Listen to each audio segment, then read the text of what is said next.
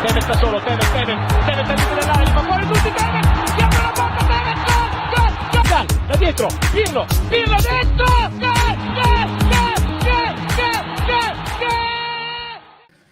Ciao Juventini, welcome back to the All Juve Cast channel. Of course, it's all Juve all the time. We're coming fresh off the 1-0 victory over Verona, and hey, it was a nail biter. But ultimately, the 3 points took place. We got the 3 points. We're in the top four. Okay, Lazio had to squeak one out against Monza. Okay, finding a 1-0 victory there as well. Otherwise, yeah, it could have been even better for Juve. But Sunday is a big one now. But before we look ahead to Lazio and everything, let's get today covered. Okay, so let's talk about Verona and everything. And we got some fun stuff to discuss, as yesterday was our ride or die challenge draw. We're going to take a look at those teams. We've got the AJC tweet of the match, which is circulating around a massive talking point coming out of this game, which of course was VAR. So we're going to get to all of that real quick. Let's say what's up to everybody in live chat. Jeremiah, hi guys, great to be in top four. Man of the match for him was Sandro, saving our ass in an absolute, we'll talk about that play as well. Max must not start Bonucci against Lazio. Very shaky yesterday. Horsepower, Rabiot, solid assist. Fagioli, very calm in mid, a good win. So there's Jeremiah with his overview here. Michael Raz coming in, Ciao Juventini and AJC. Not the best Juve game, but I'll take the 3 points, putting us in top four. Slowly but surely we will be back on top. Big discussion point amongst Juventini out there is afterwards calling the game for what it is. And we'll get into it. It was ugly. It was ugly. But get the 3 points. People are mistaken being happy with the 3 points with being happy with the play, which is completely different. But we'll get into all that. Ciao tutti, ciao to Alex, and ciao to Bob Yogasel, always in here every damn live show. Appreciate it. You, Jeremiah, Michael Rasso, all you guys, you're the best. Like the video while you're here. Drop a subscription if you're new to the channel. I've got Luca, I've got Omer, and man, there is no shortage of things to talk about on this one. For what was, for the most part, a pretty drab game, there's still a lot to talk about. And we'll address this Alberto Ceferin talk, okay? We'll address that. Don't worry about these clowns, okay? So the loser mentality of Mr. Lucci is leaking into those who actually chose him, okay? The first tweet I read was this. How come nobody is questioning Alberto? He ends up with his homeland of Canada and Argentina. Well, first off, Lucci, we are going to pay for some reading lessons for you, because if you would look a little bit closer, you would see that Canada fell to Lex. I'm not paying for classes. You absolute mook of a human. And I got Argentina, Switzerland, Morocco, and Ghana. Second of all, I didn't even run the draw. Anthony did. And third, it is not too late for anybody who chose Lucci to actually come over. And I will allow that, because I cannot stand for that loser mentality, all right? Already throwing in the towel. If you have people supporting you that are from Poland, Mexico, or Holland, I feel sorry for them, okay? Come over to the good side, the winning side. But anyways, we had a lot of fun with this, and these are the draws. Luca making out very good. Good group of teams there. Serbia, Croatia, Brazil. Omer is happy with his picks, coming out with Uruguay and Portugal. I'm happy with mine. Switzerland could do some damage. And no, they can't, Argentina. No, they can't. They can, but No, they can't. There's still fun to watch. Hey, Switzerland will do some damage. No, watch. They them did surprise France. Brazil in that group. They did eliminate France in the Euros. He's relying on Granit Xhaka to take him out of the World Cup. No, he's relying on them. It doesn't really matter, because all you need is the winner, Luca, and I got it in Argentina. No, you don't.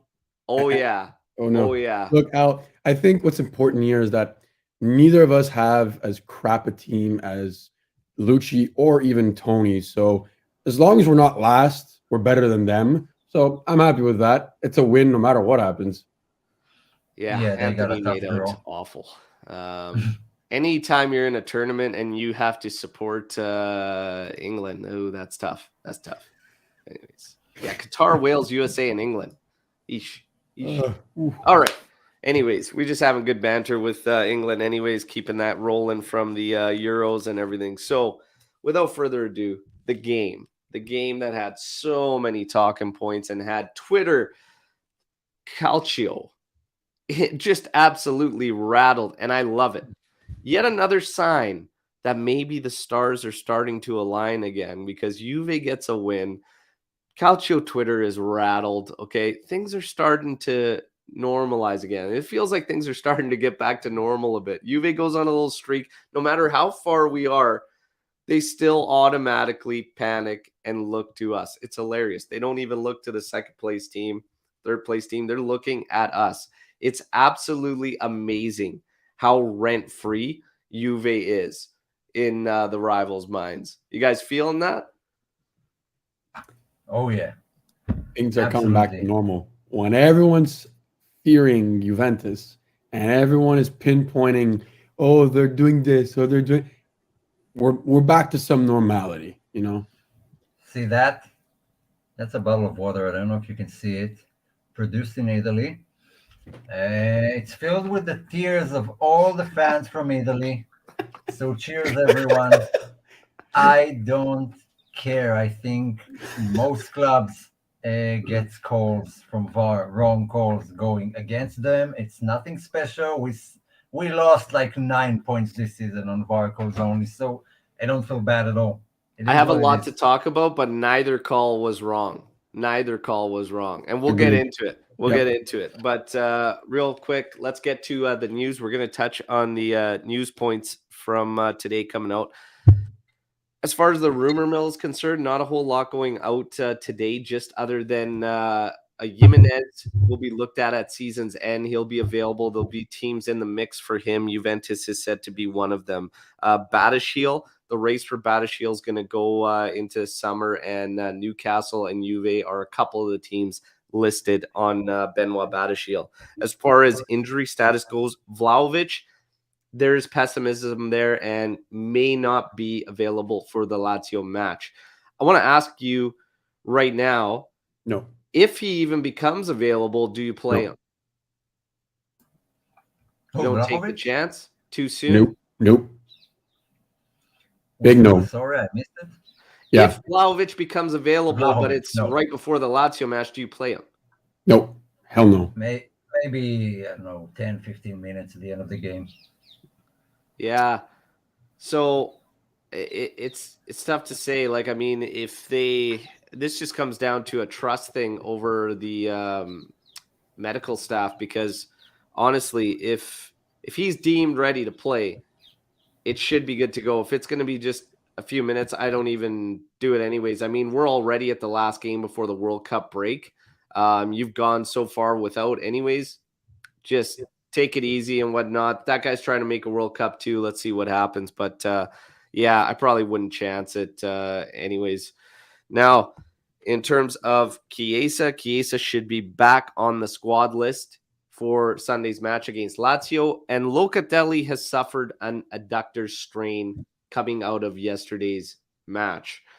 So Locatelli, however, is already being said he should be cleared for the game on Sunday. So positive news there in terms of that, but still frustrating and very, very frustrating. We got reports a couple days ago about Giovanni Andreini. This hiring went like super low key during one of the previous breaks back in September. And he was hired to come in and take a look over and be part of the training, the physical performance staff, and take help with injuries and everything. Now he's actually being bumped up to manager. So he's actually going to be calling the shots on the physical training staff and the actual training side. So technical and physical performance, like he's essentially managing all of it. He's going to be in charge of hopefully bringing the muscular injuries down in 2023. So super low key hiring back in September. Now he's already being bumped up to try and bring these things down. So it'll be interesting to see if he can get it done. He was with Juve previously, I believe, as well, had a stint with Juventus. So it's going to be interesting to see. But that definitely shows you distrust in Folletti and Allegri's guys, and rightfully so. I'm surprised they didn't just clean house, but they usually, it's very rare that you see that when a coach's staff is in place. So maybe this route is a little bit less, I don't know, less intrusive or whatnot, but maybe they have to just get rid of everybody. But what? They're being soft. I mean, I've joked about this on the podcast with you guys. At what point did they just put their foot down and fire somebody? You're telling me they did now was promote somebody? Like, I'm sure he's good, this guy, but... Well, no, he was hired at the break in September. Like I said, he was brought in. Yeah, but now he's already being bumped up to actually call the shots. So they're taking the power away from those in place. And I got that, which is, I understand that. But if he's been here since September, we're still having issues. I guess he's coming in to save the day. But again, my question is, why have we not gotten rid of the guys who have been causing us issues? It's one thing to give another guy more authority, but what about the other guys? They're still around. I still find like they're just soft to make. Anytime you bring somebody new into any organization or whatnot, usually, typically, your first 3 months are to get a feel and see what's going on and overlook anything. For somebody to come in and immediately get that shot and that calling, usually, typically doesn't happen. There's usually like a period where you have to actually observe and see what the hell's going on to try and find the answers.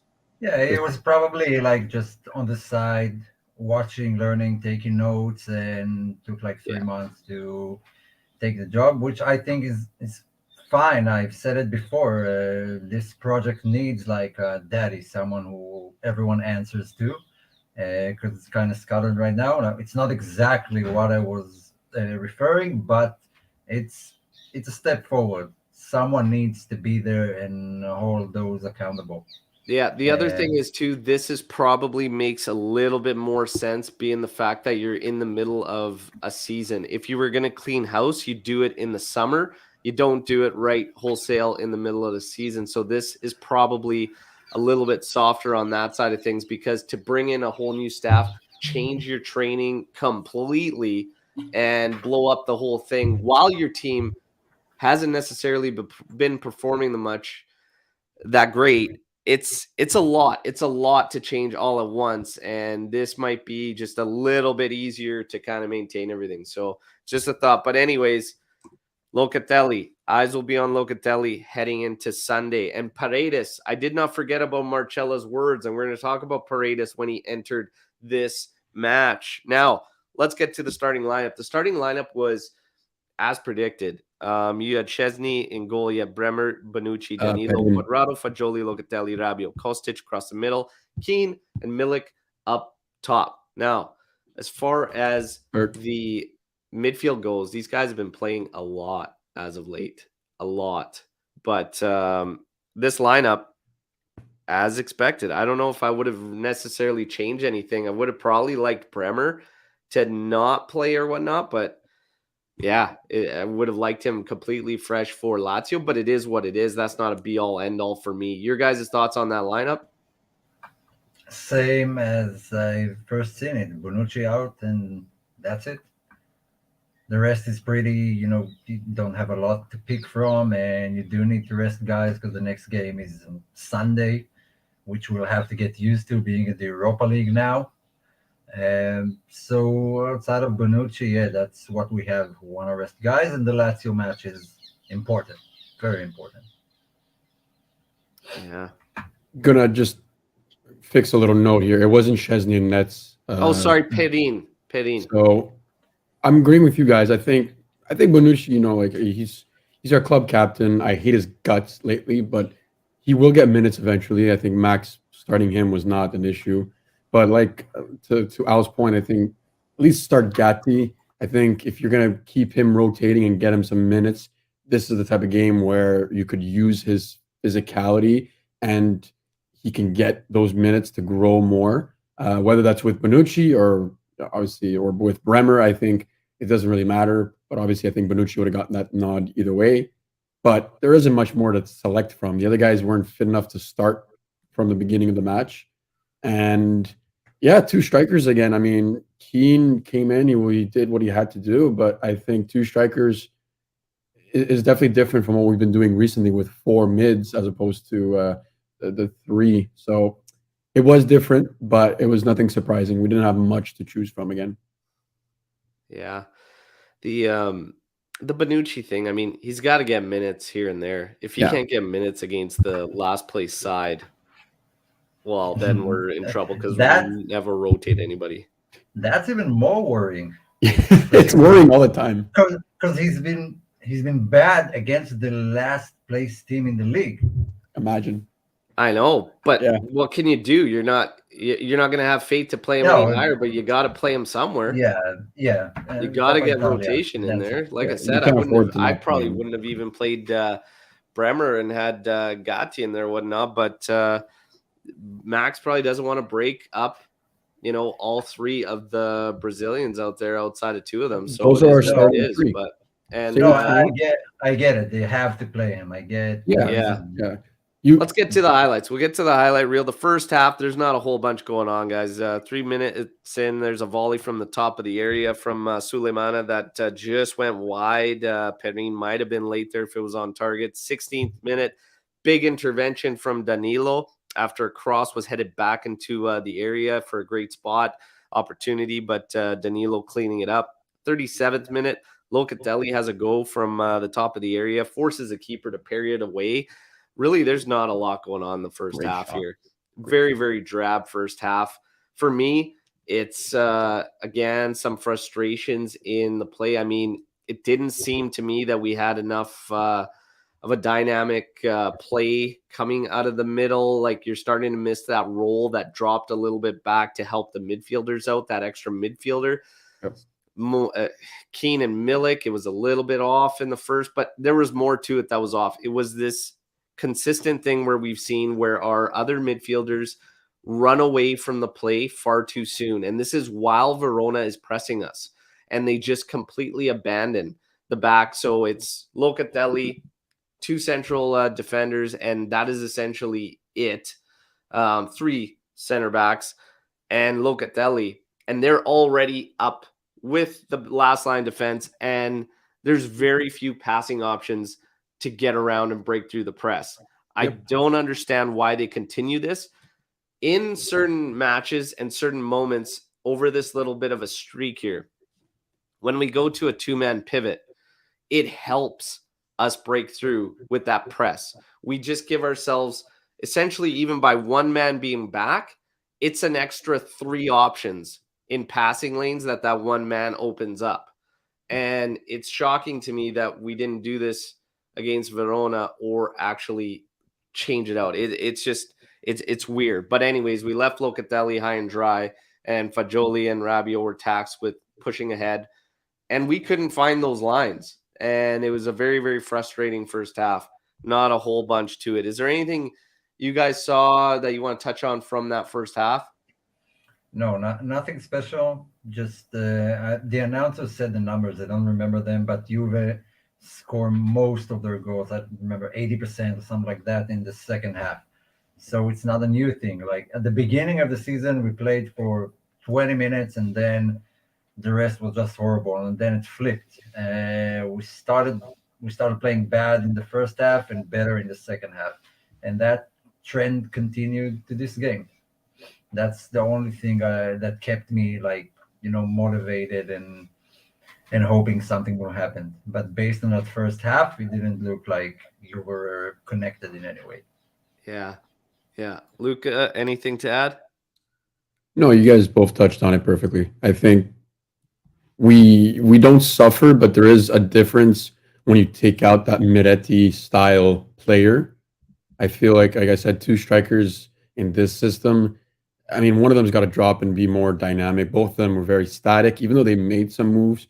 It wasn't linking enough with our midfield. I think defense to midfield, we were okay, even to our wings, but then getting it to the final third, through the middle, whatever it was, like you said, that final pass, just it wasn't there. So I was hoping for maybe a quick switch, get some guys to rest in the second half. Maybe we saw it quickly. I think it was the 55th minute he made 2 subs, but I mean, I didn't expect much better. It was going to be a hard fought game, so Yeah.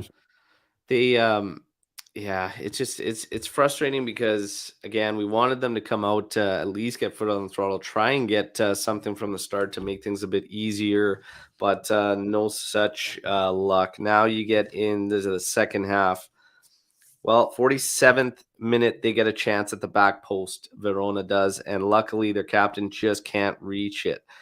60th minute, and we have a great passing play from Milik to Rabiot. Rabiot finds Keane in stride. Keane's shot deflects off the defender ahead of him. Keeper gets a mitt to it. Not enough. Get in the damn net is all I'm screaming, and it does. We're 1-0 up. Okay, good. You're struggling in a game. You found that one goal. Hopefully things open up a bit. Maybe we find another, put this thing away. But Juventus actually sits quite far back. So we invite Verona to come after us, and this is where sketchy scenarios come in. Okay. Lasagna smashes a volley, gets a volley top of the area high. We have the Danilo incident. Okay. So handball called. Well, not. Goes to VAR. They're discussing it. Everybody's flipping out. Now, I want to talk about this. Immediately, I said that's going to be called. I think it's going to be called. And I'll tell you why. Because we are programmed to think that is automatically a PK because of everything that we've seen. The problem is not the rules. The problem is how they enforce the rules. By rule, there is a lot of judgment that needs to be made on this play. It is not crystal clear. And that's why it becomes this huge thing and blows up the way this play did.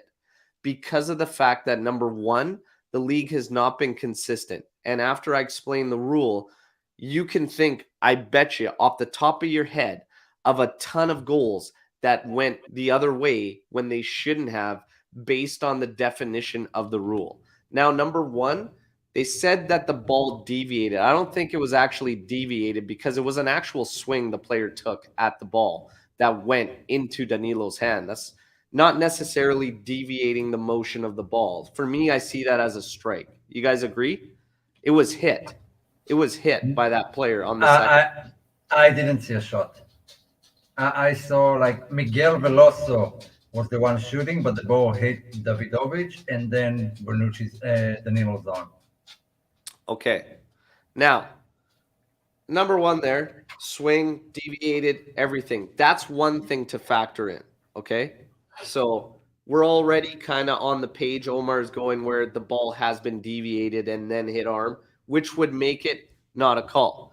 Here's one rule that puts it even beyond, okay? It is not only that you're unable to make, because people think you're making your body unnaturally bigger. It's over. It's a handball. That's not necessarily it, okay?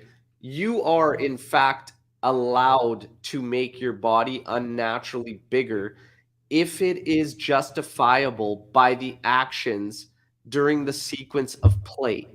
So, by rule, if Danilo lunged out, which he did on the original ball in, he lunges out. It's almost an involuntary action if you're lunging out to put your arms out for stability and balance, which actually, sorry? It's not almost, you have to do that. You have So to. You're not getting that distance without your that arms. by rule puts his arm in a position where it's fine. So even if that ball was a direct shot to his arm and wasn't deviated, that by rule, his arm is still okay to be there and shouldn't be a call. It's left in the judgment of the referee. Now the problem is that we've seen so many that have gone in the other direction. Yep. And the problem is not the rules. The problem is not any of this. The problem is the consistency with Yep. the officiating. Big time. By the way, in Nobody has Spain, any clue what VAR is going to do or what they're going to call. I want to like, because Al, you brought this up yesterday. I want to see somebody try to throw themselves at a quick played ball without their arms. Like tuck your arms in and try to throw yourself. It's almost impossible to get the same distance. You're using your arms in a sort of momentum to get there. It is very difficult to throw yourself with your arms tucked in. And not to mention that, like you said, you can't once you're in, you're in. You're dedicated. How are you supposed to tuck them back in, when there's another play happening by a deflection or whatever? It's too quick. And I think again, this is similar to what happened against Inter on the weekend. There's got to be an argument of common sense here. What more can you do? Like he could not have reacted quick enough. It's physically impossible. Yeah. I remember a play 2 years ago, maybe 3 years ago, with Emre Can. The penalty was called against us, and he jumped in the area during a corner with his hands, and the ball hit him like here. And it was called a penalty. And he asked the referee, "What do you expect me to jump without hands, like with my hands strapped to my body? It's impossible." And they got that call. I don't remember against who it was. So once again, it's the consistency. I wouldn't say that VAR is broken in any way. It's just a tool, but the rules are very open for interpretation. Exactly. Anytime there is a judgment call to be made, there's going to be this intense feeling for both directions. But by rule, by explanation, his arm's actually fine to be there, whether it's deviated, whether the ball's deviated or the ball is hit. And that's the point. That's the point, is that whether the ball's deviated or the ball's hit, his arm's actually there. You have to think, as a defender, there's no way. I would love to see somebody lunge out like that. You would have to think about it and do everything in your power to make that happen. So regardless, it was a correct call. And the only way it wouldn't have been is if, again, we're programmed to believe that those are immediate PKs. Okay, so no call on that one. Now we move on. Bonucci's play steps in, looks pretty bad on the initial, and looks like it's going to be a PK on VAR.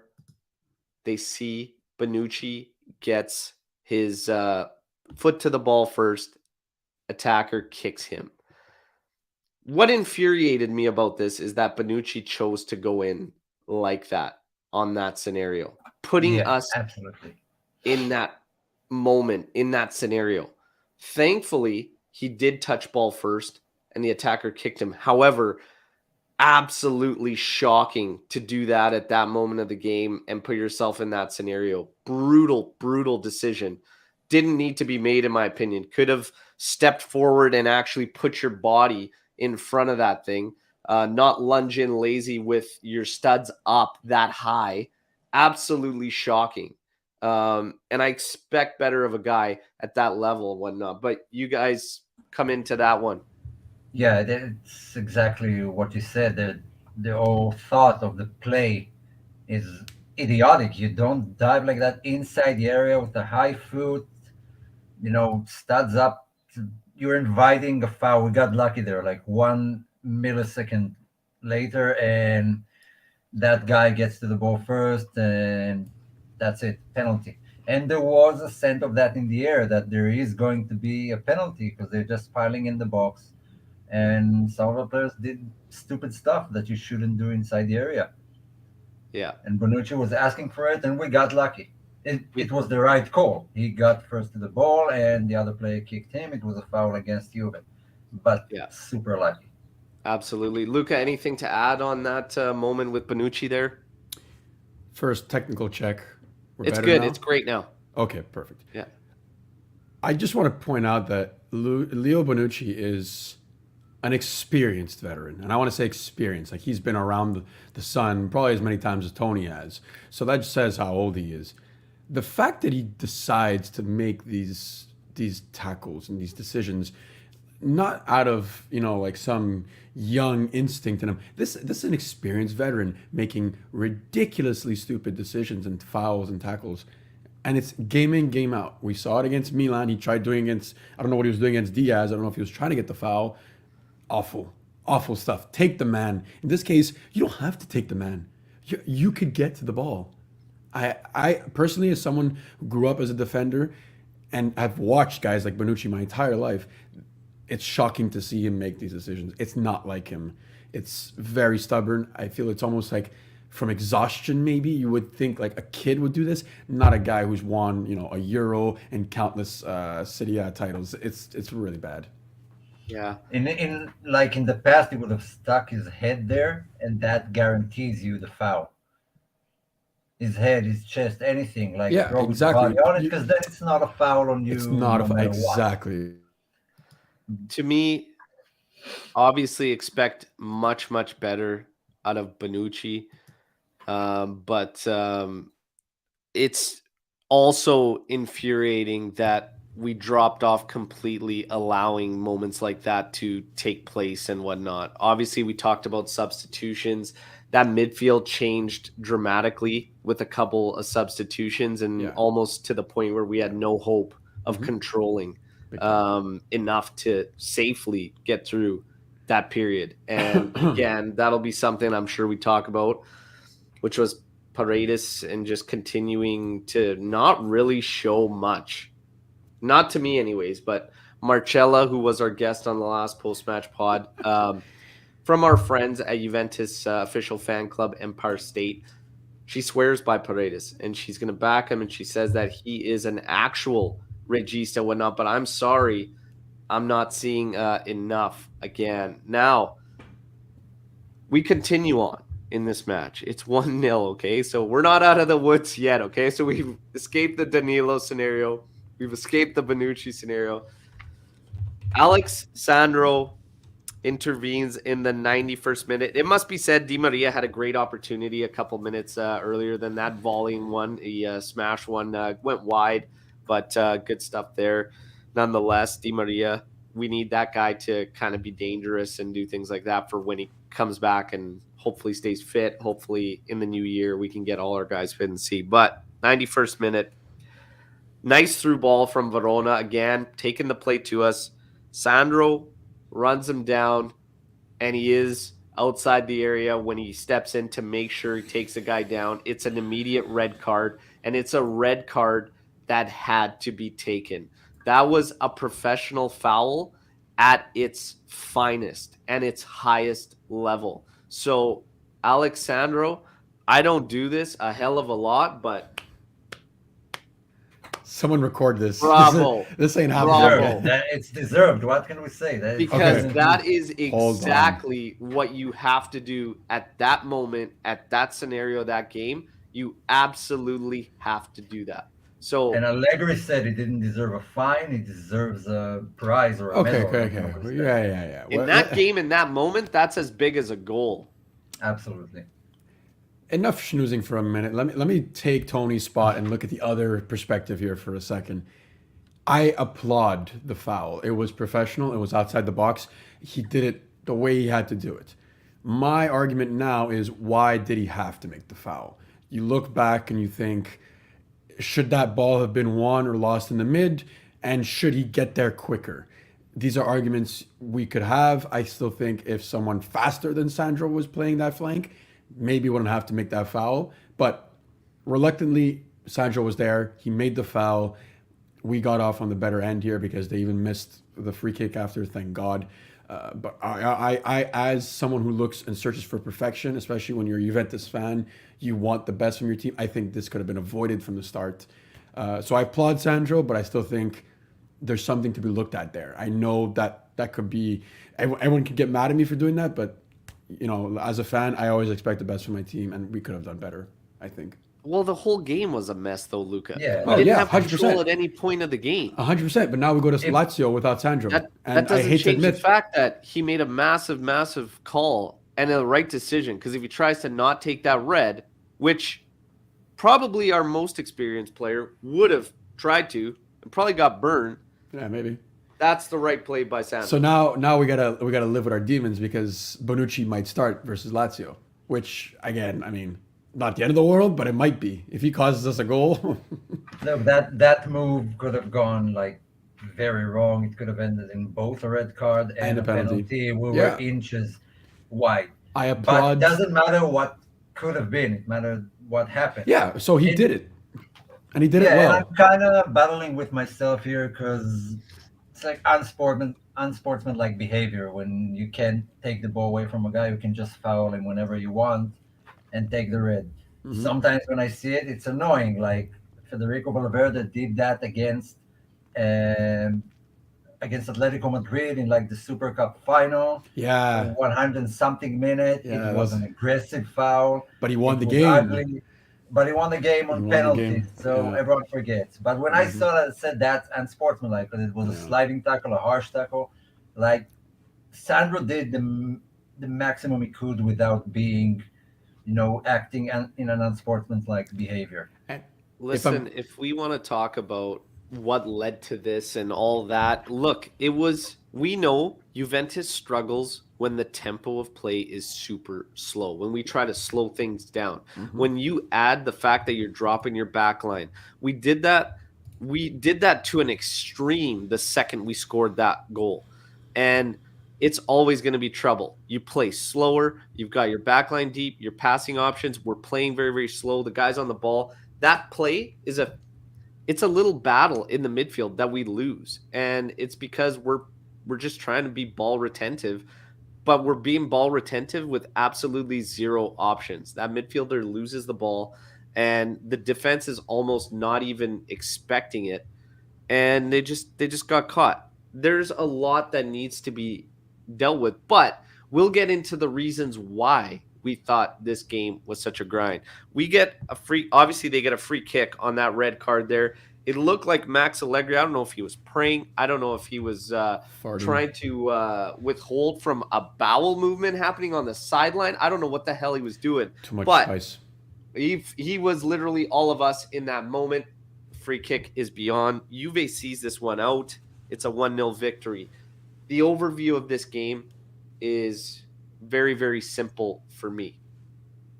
3 weeks back, Juventus doesn't win this match, in my opinion. Yeah, 100%.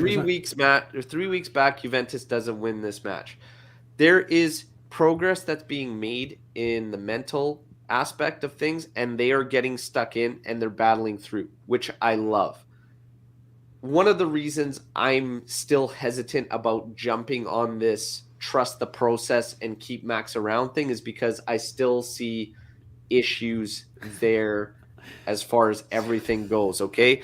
But as far as this game goes, there is progress. That is a sign of progress, and you have to win the ugly ones, because even if your team is rolling, even if we were scoring a ton of goals, games like that will happen. And 3 weeks ago, Juve wouldn't see it through, and yesterday they did. It's a big 3 points that we needed.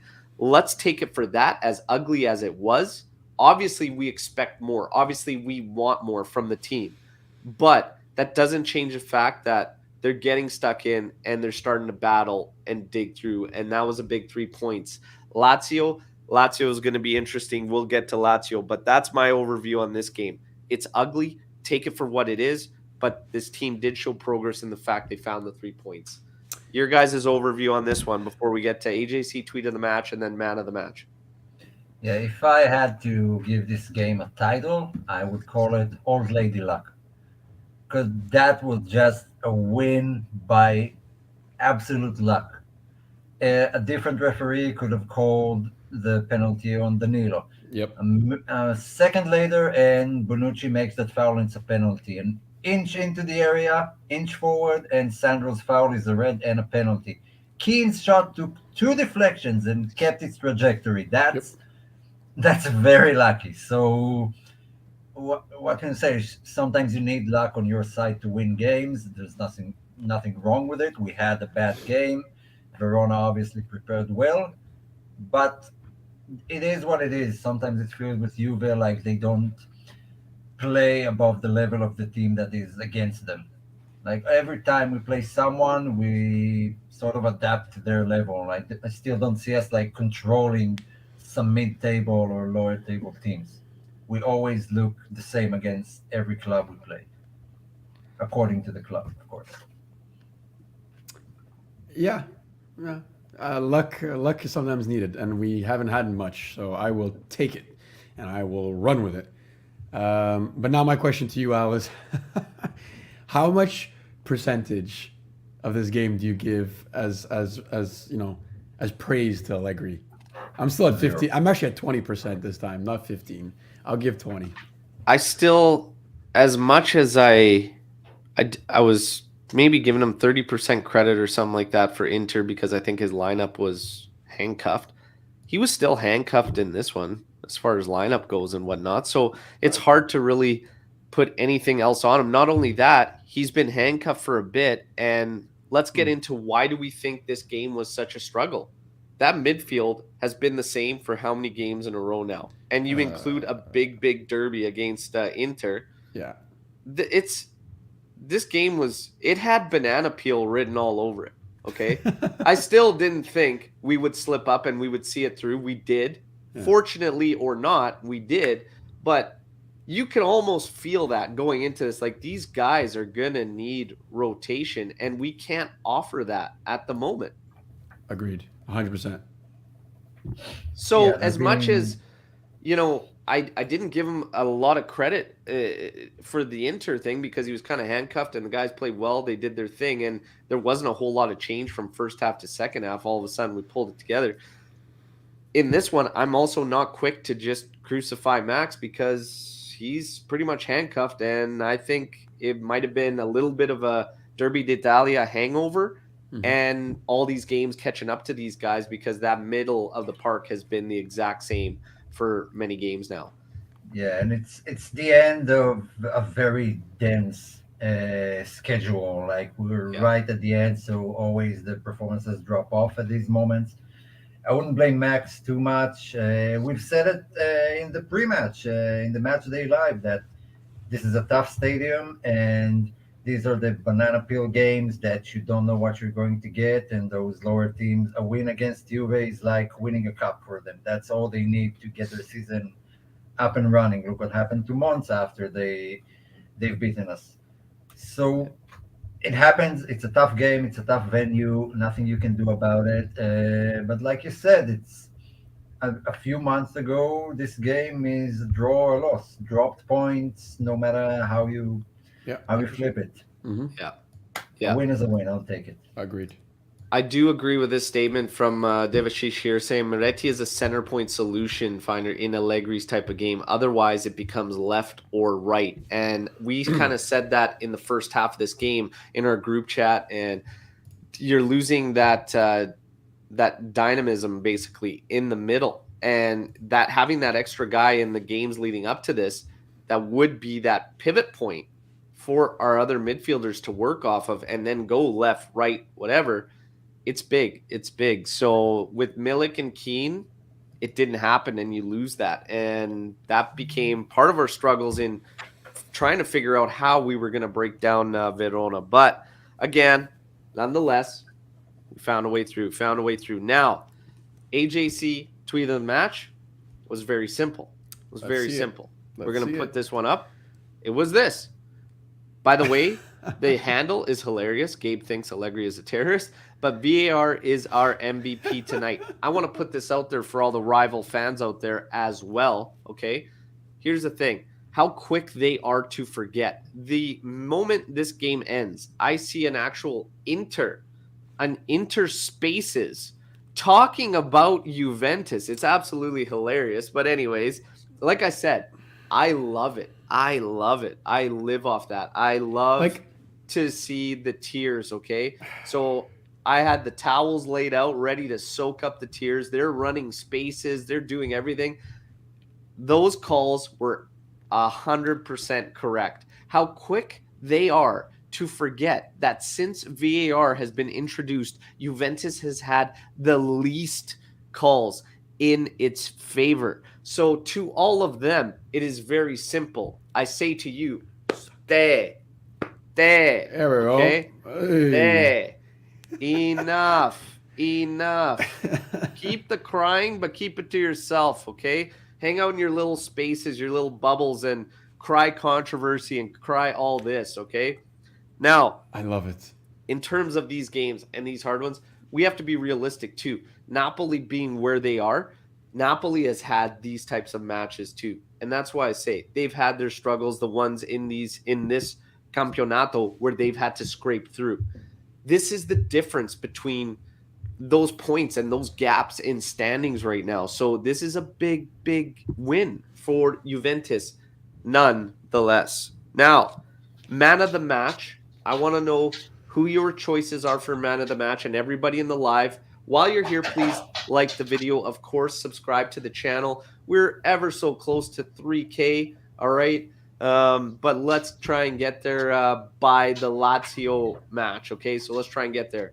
Everybody in the chat, let's get your man of the match. Let's start this one off with Omer. Who was your man of the match? I'd probably go Bremer once again. The big thing here is that we didn't concede. Now that we scored, I can't give credit to anyone in attack. Everyone had a day off. Bremer, yeah. Thank you, Deepak. Sandro maybe saved us. Can give him a shout out. Maybe Fagioli, who worked a lot, especially defensively, tracked back a lot. Besides that, not much we can point out in a positive manner. Yeah, Luca, who was yours? I'm going to go with Bremer. He's on a really good bit of form right now. Even yesterday, I saw some footwork from him that I was pretty impressed with because he's not the best on the ball. We've seen that, but hey. His anticipation is tremendous. That's the perfect way of putting it. He knows where to be at the right time. I got to give it to him. It was all him yesterday, but it's hard to pick someone else that stood out. The Sandro for that tackle, sure. Danilo was massive. Yeah, I mean Bremer for me was the standout, but it was such an ugly game that And I will add what Alex P said here, that Quadrado covered a lot of defensive showing, covered a lot for Bonucci. Bonucci, as far as I see it, makes everyone around him work a lot harder. They have to cover a lot of space because of his ability. And suddenly we saw Bremer, which against Inter, who was in the center, and he had a good understanding with Sandro and Danilo. But once again, Danilo shifted to the left, Bremer to the right, Bonucci in the center, and they had to work their asses off to cover a lot of ground. And it's a recurring theme with Bonucci. He just can't cover as much as Chiellini covered for him and Barzali in the past. Good anchorman, not fit for today's type of game. Yeah. For me, it's I was going between Bremer and Danilo, and honestly, I'd be fine with either one of those being chosen. It's a big fall from grace for Bonucci so far this season, and the numbers are not on his side when it comes down to goals matches. Everybody else has had to pick up the workload when he's in there. His decision making, everything, his timing, he is out of sorts. And it's evident, highly evident. He is out of sorts. I don't know what's going on. Maybe it's completely over for Bonucci, but it could be a problem when we start looking at rotation that needs to take place. Could be an issue. Quadrado was offered praise for his defensive ability that was coming in from Alex P, and I agree with Alex P on that. Okay. And I agree with that. Quadrado did a lot defensively. However, right now, we get a lot of questions, which is, what would you do in January if given the ability to do so for Juventus? For me, it is without a doubt find someone to rotate with Quadrado, because we absolutely do not have that. Sule would have to change our formation complete. If we want to stick with the 3-5-2, okay, if we want to move in this direction forward, you have to find an alternative. I don't know if Max is just counting the days until De Sciglio returns, as I hope that's not our end goal solution. No. But I think in January, if there's an option, a possibility, you have to find that. Illing Jr., we get a question from David Shisher. Could Illing Jr. be Quadrado's replacement, just for even rotation? But I think he's going to be left-sided. Yeah. And we know how Max is with left-footed players, left side. Yeah. But yeah, what would you do? What are your answers basically to one move, one addition you could make in January positionally? What is it? I struggle between replacement for Quadrado and concrete center back to help shore up the defense. Although defense is good, but I don't know. Maybe now that you're saying it, maybe someone for Quadrado is much more urgent. Like, I don't feel the left side has been our problem this season. Yeah. Most of what we do came from there, and I don't know. Yeah, maybe probably the right side. Yeah. If I have a name in mind, someone I can go to. From the latest reports in the past week or two, Frimpong is the only interesting name I saw that is also good for the future and not some patchwork for the rest of the season. Yeah. Yeah. Odriozola, name linked with Juve. Not overly excited. Yeah. No, not thrilled. Yeah. That's patchwork, like Omer was saying. Interesting. But we're all in agreement that the right side would be the highest priority in January? Yeah. Yeah, our left side. I mean, even if you look at what we have on loan, our fullbacks are mostly left fullbacks between Pellegrini, Cambiaso, even Frabotta as a left back. So unless you shift Danilo over, but he's still a right back anyway. So we need someone on that right winger, fullback. That right side by next season is empty. It's vacant. I mean, Chiesa might come back on the right wing, but that's a right wing, not a right back. So yeah, 100%. That's what we need help. Yeah. All right. Now I want to talk about the World Cup break. Obviously, we approach the final match before the break, which is Lazio. Now, I had a discussion with someone on Twitter yesterday, and he was saying how upset he is that the World Cup break is coming right now at this moment while we're finding victories and climbing in the table. I want to ask you two, is it at the right time or is that a bad time right now that we hit this break? How do you personally feel? Let's start with Luca. Personally, I think there's obviously two sides to it, and I'm not sure which one has the majority here. I think it's bad timing as a whole. Middle of the season, we've seen how many guys are going down with injuries. So I think the fact that Italy is not part of it is a win for us because a lot of our players are at the moment Italian. So that's a plus. But if Italy had made it, I think this conversation takes a different spin completely because these guys are all gone. So I think that's a big factor to consider. But I think just in the middle of the season, the World Cup was an awful idea. And although we have Max as a coach and we needed this break, I think, again, that's just because Max is absolutely awful the last couple weeks before, the last little bit of form. So for Juventus fans, with Italy out and with Max needing more time because we have terrible medical staff and he can't get anything rolling, it's a good thing. But, I mean, you change one or two of those factors, Italy in the World Cup, us not having injuries, it's a different argument. and a different conversation. I think for now it's beneficial, but as a whole, if you're looking at it from a sporting perspective, forget Juventus and everything. I think it was just terrible timing. Huh. Omar, your thoughts? Right timing for Juve, bad timing?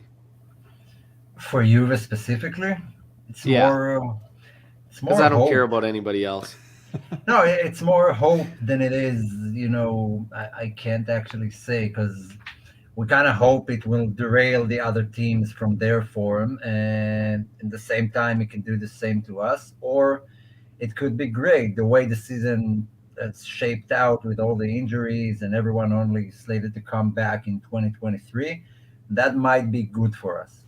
As a whole, leave it to FIFA to make something like that and completely bottle it. Like they could have planned this season a lot better, even with the World Cup in November, December, and the whole planning is sort of designed to hurt the teams, and the ones who are hurt are the big teams, the ones who send all their players to national duties. So I don't know. I would have postponed games that drag the season out till June because there's no rush. There's nothing in the summer. So spread the games out a bit. But the way they shaped it and the dense schedule that, and it affected eventually makes it bad for everyone. I don't think we're benefiting from it. If anything, it will probably hurt us. Huh. Interesting. I think it's actually coming at a great time for Juve. Um, and the reason is because, again, some of the things we talked about leading into this Verona match, why it might have been such a struggle for us. Some of these guys are going to be rested. A lot of our players are going for international duty. So we know Vlahovic and Kostic heading out for Serbia. We know we have our three defenders, Sandro, Bremer, Danilo, heading out for Brazil. Look, Poland, Milik, Szczesny, it's fine. Injuries might happen, but I think there's more pros to this break happening now for Juve than there is cons.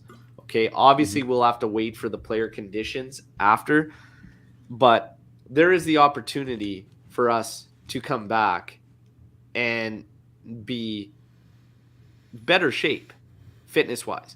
There's the opportunity for our players who, while the last international break took place, went out and did very, very well for their national teams. So they could continue to build that confidence. Because they came back, if we remember, they looked a little bit different. They had a little bit more pep to the step and whatnot. And then obviously things caught up a bit, but now we're going on a tear again. This is happening probably at a good time, I say. Max will be able to work with the ones that aren't there, stay back. He can work on the method, the style that we've been playing as of late. Hopefully evolve it a little bit more. Style. We'll see on the player condition when they return. But if we can get this victory against Lazio, okay, and continue to be this beast that is just kind of lurking there in the standings and continue to be that ultimate mindfuck for the teams that lead, in Napoli, there's still a 6-point switch that could take place if we beat Napoli both times, okay? Now, anything can happen. Anything can happen. Everybody that's followed this show long enough knows how I'm programmed, okay, and how I'm wired. I don't give in until it's absolutely mathematically friggin' done and dusted, okay? After in January, when we return to action, you have Cremonese on the 4th, Udinese on the 7th, and the 13th, you have a big, big match on a Friday against Napoli. Friday the 13th, might I add, okay? I will be booking that one off of work, okay? So, God damn it, Serie A, and your schedules and Friday games, and my God. Anyways, I'll be booking that one off. I think it's at the right time, guys. I think it is at the right time for Juve. I think if we continued on right now, guys just aren't quite ready to come off. We're getting a little stretched, getting a little thin. I like the break happening now. Okay? I like the break happening now. It turned out to be good for us. Yeah. But it could have gone the other way around if our season has progressed differently. Agreed. Yes. Yes. Like the last break. Remember the last break we had and we were like, man, is this good? Is this bad? 'cause we Like what's going to sucked. happen? Like On a whole, I would have postponed the Champions League every year to the end of the season and make it like the same way that an international tournament takes place. Yeah. Finish the season without a game every 3 days, then play every 4 days in a small tournament. At the end of the season, it will get a lot more views and a lot more. You'll be a lot more hyped up. yeah. Champions League So- every season. The question from Deepak, Napoli game, home or away? That one will be away. Okay, so Friday, January 13th, that will be away. January's absolutely crammed because you have the Coppa Italia matches against Monza in there as well. Well, one Coppa Italia match and then a Serie A against Monza because you have Cremonese the 4th, Udinese the 7th, Napoli the 13th, the Coppa Italia on the 19th, Atalanta on the 22nd, and then the 29th you have Monza. So crammed schedule. It'll be interesting, but that Friday the 13th one, mark your calendars, everybody. That's going to be a barn burner, as we say. A Friday, like really? I'm still like. Serie A, they're scheduling this year. It is something else. Now, we got into talk about the Lazio match going into this one. We have to kind of touch on this one before we get into Storm the Barn and everything. But we know so Sandro's going to be out. Okay, so he's going to serve that red card. At the back, Danilo Bremer should be a lock, right? Gatti or Rugani? I mean, Gatti. yeah, I would go with Gatti. I think I would go with the back line of Gatti, Bremer, and Danilo. You think Bonucci's not starting? I'm not saying. Did I say who I think Max is going to start? No, I didn't, Luca. I mean, don't you ever put words. you in my didn't. mouth, You didn't son say of a it. bitch. You didn't say. You didn't specify it. That's why I'm asking, because if we're talking hypotheticals, then well, shit. I don't know if I. Do you think Bonucci starts against Lazio? Yes, I think he does. I don't think he does. I don't think he does. I don't think he will. I don't think Max will start him. He chose the bottom of the table side to play Bonucci. And the games leading up to the Inter, Bonucci sat. You don't think against Lazio he's going to sit? Because versus Inter, he had Sandro. He doesn't have Sandro now. I think I once smell Sandro's a side out, wagers happening right here. You- and I you- will your bet side you wagers he does lately- not play Bonucci. I don't know, man. Right now, Allegri's at home popping a beer and saying, how can I mess this up? No, telling he's you. not. I bet you Bonucci will be on the bench. I hope- I can okay. almost guarantee it. If not Bonucci, Gatti for sure. Rugani shouldn't be nowhere near this field. It might give him be some Rugani. love. He's not getting any love. He's been here for like 6 years. He's It got might enough. be Rugani. Yeah, but he's been like, I don't know, the least of our problems. Yeah. He's still a problem, though. He's in that bucket, just not at the top. Yeah, whichever way you shape it, everyone's a problem at the moment. Bonucci Quadrado's will going to not start. That's gonna be Bonucci will fun. not start. In the middle of the pitch. Really rides with Locatelli's health. Man, Because I'm telling you, Paredes better not start. Oh, Paredes might be in there. I can't. Up top, Vlahovic, we talked about that. There's pessimism about him going in there, so he's No. probably not going to be in there. Nope. Milik or Keane? Keane is on what? 3 goals, 4 games, like as far as his appearances go. Milik hasn't put one in a while. Who do you start up top if it's one of those two? Omar? I still go with Milik. Yeah, I start Milik. I think I still go with Milik as well, regardless of those 3 goals. I do not play the two together No, because I think Moretti needs to have a place in that lineup. agreed. But Jolie continues. Moretti, Kostic, and Quadrado. We have no changes. Let's be serious. They're in there. It's going to be a lot of the same, and it's going to be a problem that we saw coming. And this is what I mean with he's kind of handcuffed at the moment. It's kind of showing. Yeah, our luck maybe is that Lazio are also suffering from major injuries. They got 2 back, I think. I'm not sure. Here's a great question from Alex P. Is this the game where you try Fagioli as the regista No. if Locatelli can't go because of Paredes has not been doing anything. No. I would. Max won't. Yeah, I would Yeah. have no problems with it, but honestly, I've been pushing the 2-man pivot, so I've been pushing to go scrap the regista thing. I and think scrap the Fagioli regista. could be one of them. You could go Fagioli and Rabiot and have Miretti as your attack-minded one up ahead centrally, not off the side, but I wouldn't be fearful of it. No way. Yeah, because you have some wingers back. Like Yeah. Di Maria will probably start. Yeah. I'm guessing. I'm hoping he will start. Di Maria should probably be starting. I would expect him to start. Then you Couple can play. low minute cameos and whatnot. I would expect him to start in that one. Yeah, then you can play like sort of a 3-4-3 in some way. Yeah, it should be something like that. Before we get to Storm the Barn, so everybody in the live, get your Storm the Barn questions in. We have room to take a few in here. Mm-hmm. Percentages of confidence in a victory coming on Sunday. Oh boy. 100% being it's going to 100% be a victory, of course.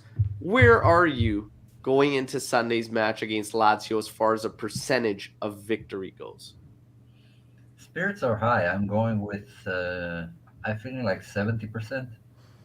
70% from That's Omer. high. Yeah, it's high, but I don't know. Lazio had a really rough time against Monza.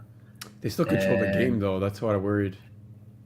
Yeah, they could. They kind of shifted this season. Like Sarajevo became very defensive. It's basically a game between the two best defensive sides in the league. I love the 0.32, 68.32%. Montblano's in the chat there. now. I forgot. 70% from Deepak, 55 from Dells, 100 from Anthony. There's Omer's the at right 70. Luca, percentage. there. 55%. Jesus.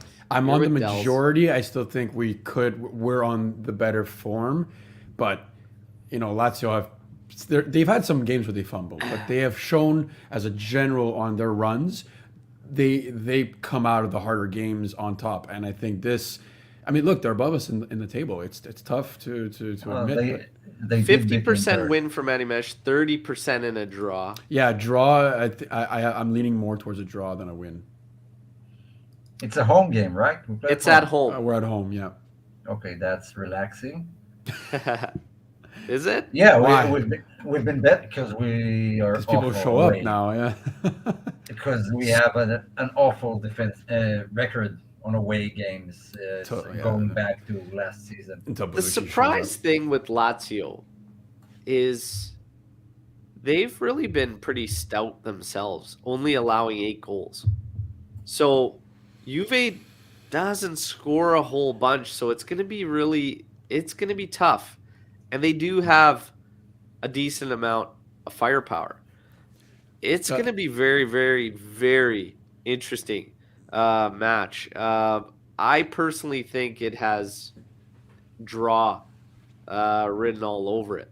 Yeah. If I'm being honest, I hope I'm wrong, and I hope Juve gets the victory. For these guys, I think just as far as injuries goes, Zaccagni is, I think, expected to miss out. Oh, he's not coming back? I think. Okay.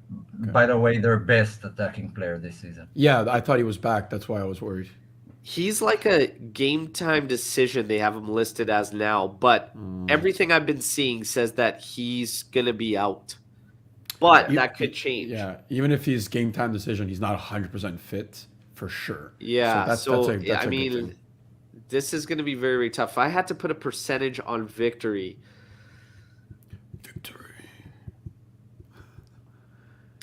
65% on victory. You wanted to go 70, I can tell. Yeah, he was hesitating with that 5%. 70% on victory. 20% on draw. I don't think Juve drops a game.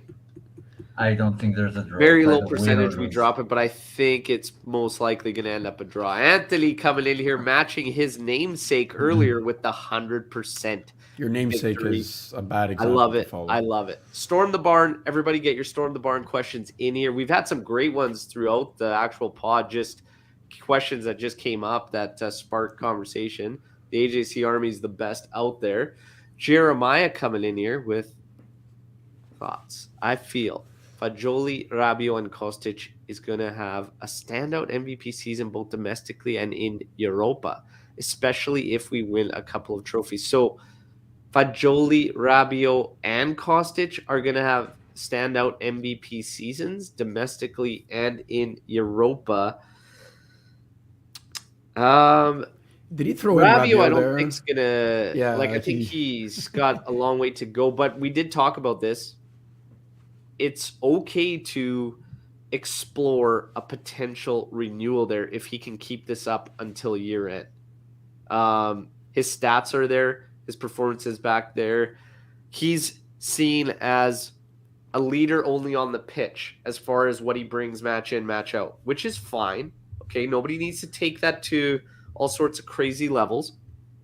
Fagioli, we might need to talk about the impact Fagioli has had since coming in. Is it overhyped or is it underrated? So I want to twist this question from Jeremiah. Has Fagioli, since he come in, has the impact been overhyped or is it underrated? I don't think it's neither. Like, Yeah. We get excited when we see an academy player doing well because it's so rare to see someone from your academy doing well and making it to the biggest stages and being world class. So it's a bit of, maybe a bit of exaggeration mixed with hope that he will be good enough to keep that level up. 3 years ago, we thought exactly the same about Moise Kean, and it didn't turn out that way. So it can change, every season that goes by. You can have a downfall, big injury. Zaniolo was a prize jewel 2 seasons ago. Now he isn't. So these things are very tricky. I don't think he's overhyped. I don't think he's underrated. I've seen a lot of good comments about him, even from rival fans, from pundits, from announcers, from a lot of people.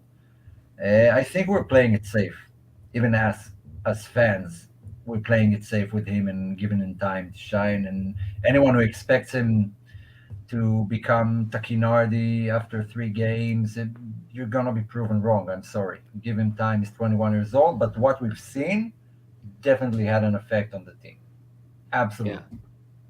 Anything to add there, Luca? I think, we've been seeing both the insults and the praise.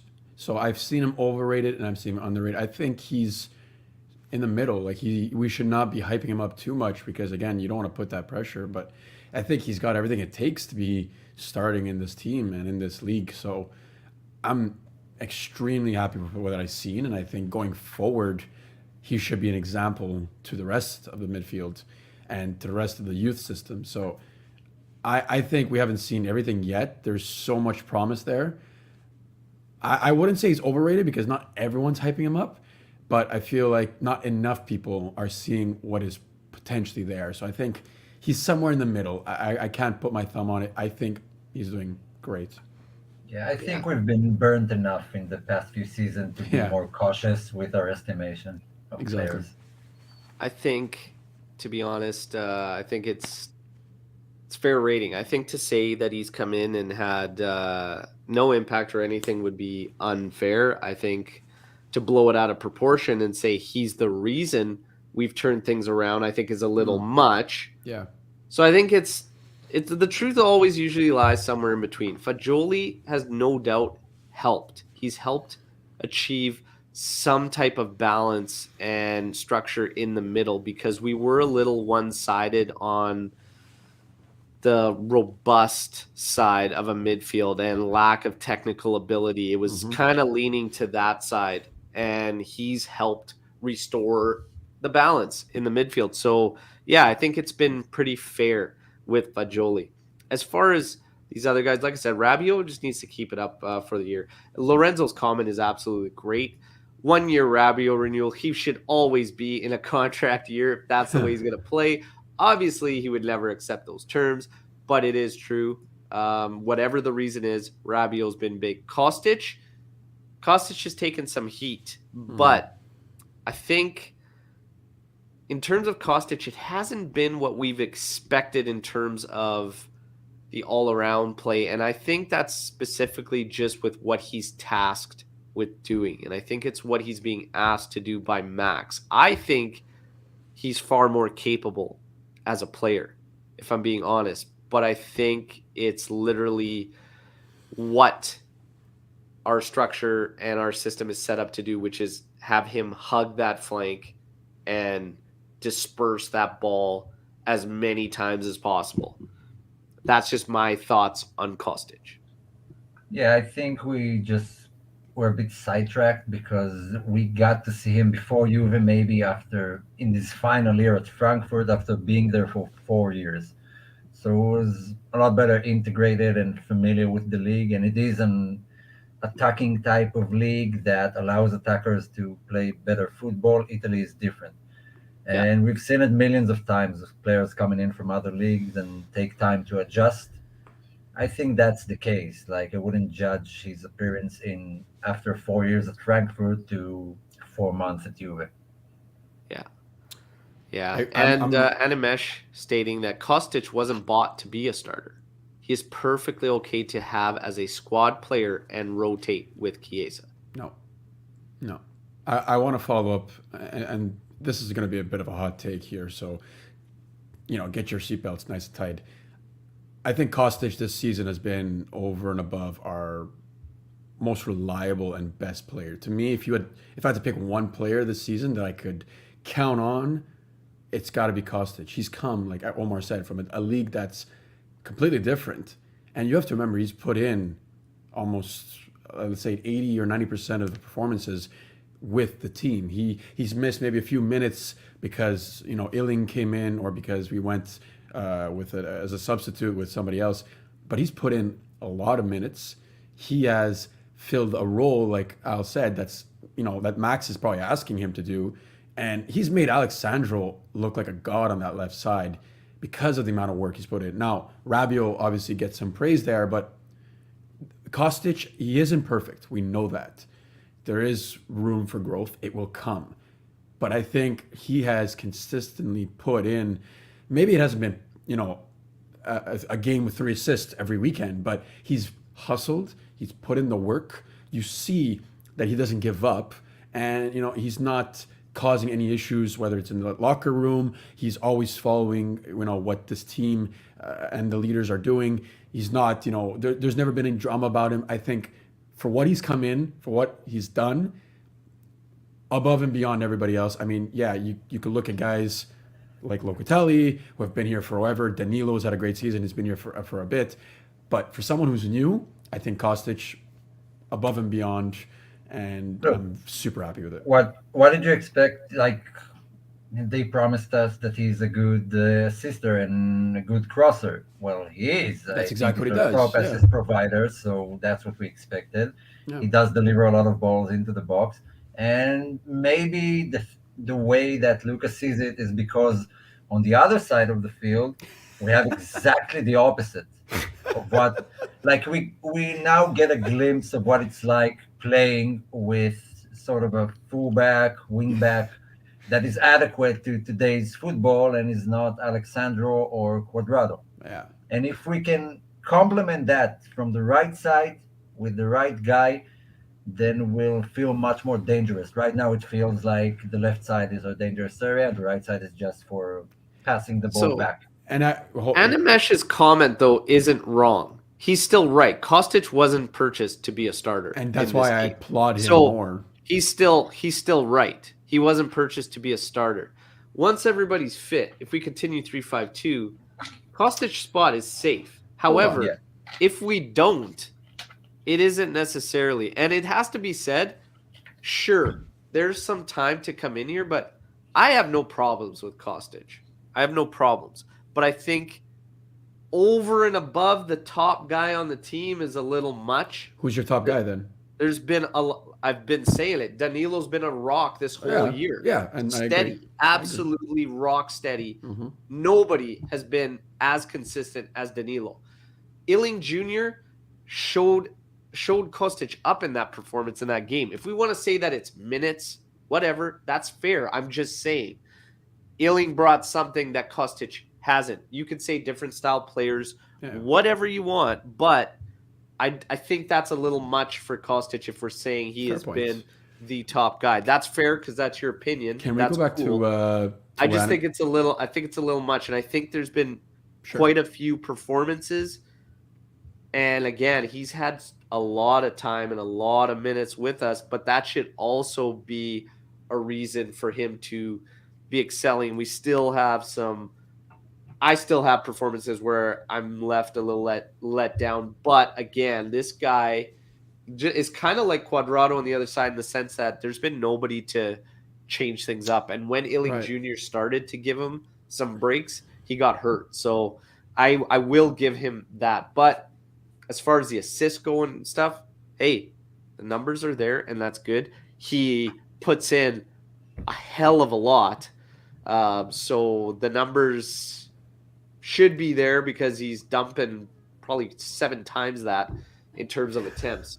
But it's good. It's good. I have no problems with Kostic. Maybe the best thing is the physical condition he came in. Because he's able to run every game 90 minutes up and down. Fit. I always give Kostic praise for that. The fact that he's able to do that, play that amount of minutes, and just keep going and going and going. So nobody can take that away from that guy. Can I finish on one topic? Just one to wrap it up.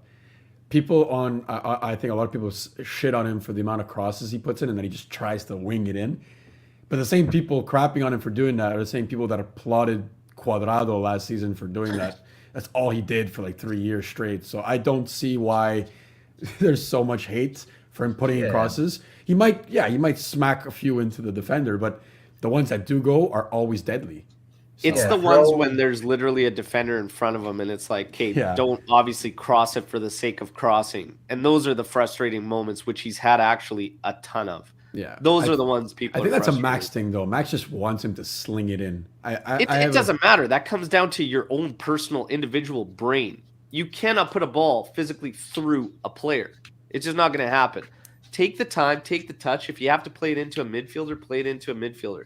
My coach tells me to cross it, so I'm going to cross. Well, yeah, but read the moment. Those are the times I agree with the people that get frustrated with Kostic. But outside of it, in the overall, he's been a positive, not a problem by any means. Sal, with the form of the younger players and the injured players coming back, is left back and coach in parentheses our only hole, and everything else is depth. Is left back. I honestly see Cuadrado as right back the spot. We talked about this earlier on the show. In January, if there's an opportunity, I would look for a rotational piece for Cuadrado. Yeah, I think right back, center back, and probably left back are the main issues right now. Center back, I mean, I think we've got a lot, but how many do you start comfortably every week? You know, there's maybe 2 in our 5. Look, right now you're playing 2 fullbacks. See, but that's your best lineup is with 2 fullbacks. Yeah, and that's what's shocking is that. But those guys aren't going to go out to play wing back if we bring in a center back. Like Sandro's not all of a sudden shouldn't be going out to play left wing back and give Kostic breaks. He doesn't, and he leaves at the end of the season anyway. So you're going to need a center back. And Danilo, you could put him there, but he's definitely the more defensive-minded fullback. Out of any of our young guys, like Sule and Iling Jr. are the only options. Would either one of them suffice in one of those roles for you? No. Left wing back or right wing back in our 3-5-2. I haven't seen Iling Jr. enough to know. I haven't seen him during times when we suffered attacks and had to sit back. I've seen him when we were down and we needed goals. Yeah, and exactly. The other team thought they won. Can make a judgment. Sule is an attack-minded player. I think I think it might have been Lou or Dan. I'm not sure who brought it up in the chat. I think Sule needs minutes away from Juventus. He could use a loan. I think Iling, he's still a little young, but we've only seen him when we need a change in pace. So maybe keep him around, get some, like a few little showings with the first team, and then loan him or see what happens. But I think Sule definitely needs a loan. He's been here a while, and he needs he could do a full game. He needs that that Monza season where he's doing starting games, putting in 60, 90 minutes every week. Illing is still a substitute, still young, so that's what I think. Do we have time for a final thing for us and for the chat? A final what? What's a thing? What are we talking about? A question that. Yeah, let's sure. fire away. I got time. Okay, This will be the last one we're gonna wrap up on. Okay, if you had to rate our summer purchases, Oh boy. like from 1 to, I don't know, 7, how many players did we bring in? How would you rate it? Let's say Kostic, Bremer, Pogba. So wait, purchases, not loans. Players we brought in. Inbound. Okay. Okay, Summer. so let's go down the list. Let's go down the list. the list, Omer, and we'll just give our rating. Kostic, Bremer. Okay, no, one at a time. So, What? Easy there. No, I'm throwing out names and you need to Yeah, rank let's start- them. let's start like- with yeah, I know, but Kostic. I'm saying one at a time. Let's start with Kostic. A rating on Kostic from 1 to 10. No, not a rating on Kostic. Like rate who has performed best. Like let's say Oh, you want to rank? Bremer. Yeah, like rank them. Oh, okay. Well, then that's different. If you want to Yeah. give them just a rating, it's fine. So let's Also name fine. them. Let's get them all out there so we know what we're dealing with. So Kostic, Kostic, there's Bremer, Pogba, Pogba, Di Maria, Di Maria, Paredes. Paredes. Who else? I don't consider young guys who came back from. No, Rome young stuff guys like were. Omer. Yeah, who else did we? Milik. Milik, yeah, that's really it. Young guys, nothing there. Pogba's not available for this discussion. So he hasn't played. He's at the bottom, 100%. You can't put someone worse than Pogba. Well, you can't Okay. even consider him because Can't he even hasn't consider him played. exactly. Yeah, Oh, and Gatti. Let's add Gatti. Gatti. to the yeah, mix. Gatti for sure. Okay, let's go. Rate it. Al, who The you putting on top for me out of those is Bremer. Bremer, 100%. Okay, so Bremer number 1. You guys could disagree. No, I hard agree on the first. Second for me is Kostic, and then Milik. Yeah, I was Okay. I was torn between which goes second, but I edge Kostic there. I think Kostic just takes Milik because of how much he's Yeah, how actually much, friggin' exactly. played, and we have no alternative. And Mhm. yeah, Milik is on a bit of a schneid right now for. But he's done what he's had to. When he He needed has, him, yeah. There's no problems with him. It's just, No. yeah, the contributions that were there, fast and furious, have slowed down. I don't know. Kostic, Milik, Gatti right after. Gatti's only played like 2 games. He hasn't done enough. That's it. I haven't seen enough, but I still like. But Di what I've seen. Di Maria, when he's in, he's had a Ah, couple yeah. really good showings, and he's had some not so good showings. He loses points because of that red. That red was so unnecessary. I don't know. I put him tied with Gatti because I still feel like yes, he could be that difference maker. I'd But he go. has to be there. I go Di Maria, Gatti, and then Paredes at the bottom. Okay, so Di Maria, Gatti, Paredes, and then obviously Pogba. There should be an asterisk next to Gatti though, because he just hasn't had the minutes Yeah, and that's for me. unfortunate. So it's hard for me to really like. He's there just as a default because he hasn't had the minutes to improve himself or get higher up on that rank, right? Yeah, so I would edge Di Maria because he's shown though in those minutes. what he This can is do. amazing. I actually want to rate Pogba ahead of Paredes because I dislike Paredes and his attitude. That's hilarious. That's great, Anthony. Good job. That's funny. So I- we got Anthony Cavalier, Bremer, Kostic, Milik, basically tied 2A and 2B, Tied. which is fair. yeah. Di Maria, Paredes, Pogba obviously. Forgot about coming Gatti in there, but last. that's fine. Yeah, Yeah, Paredes. I mean, that list, Omar. What do you think of our rankings? What would you change? I would. hmm, No, I think it's fair. I wouldn't change a lot. Di Maria has been hot and cold.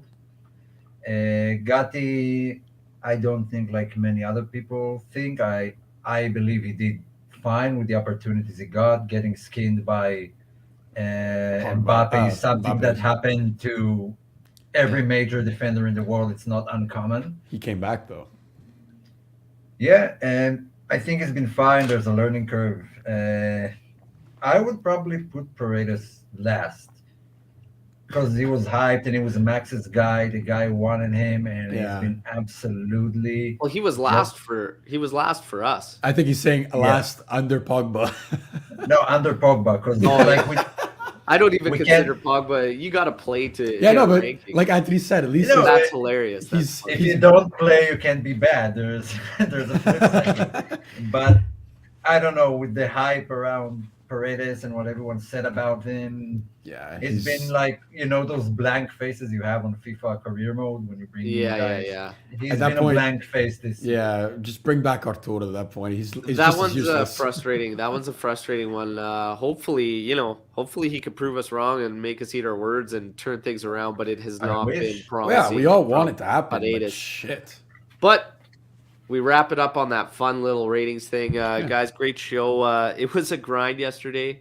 It was an ugly, ugly win. But, hey, a win is a win. It was 3 points that we needed, and we will take them.